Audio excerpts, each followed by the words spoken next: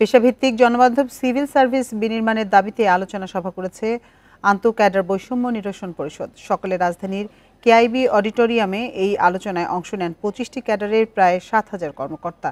সভায় উপসচিব পদে কোটা পদ্ধতি বাতিল, সব ক্যাডারের সমতা, ক্যাডার যার মন্ত্রণালয়তার এসব দাবির পক্ষে যুক্তি তুলে ধরেন বক্তারা।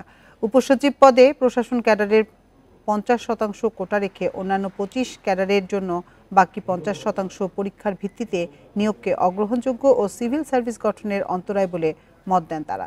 সভায় তারা ৩টি মূল সমস্যা তুলে ধরেন: মন্ত্রণালয়ে অনভিজ্ঞ ও অপেশাদার কর্মকর্তার পদায়ন, নিয়ম না মেনে উপসচিব ও তার উপরের পদে কোটা প্রয়োগ এবং আন্তঃ ক্যাডার বৈষম্য। এসব সমস্যার সমাধান করে জনবান্ধব সেবামূলক রাষ্ট্রকাঠামো তৈরির উপর জোর দাবি জানান পরিষদের নেতারা। এই কোটার জন্য যে আন্দোলন হয়েছে, আমরা কোনো কোটা দেশে দেখতে চাই না।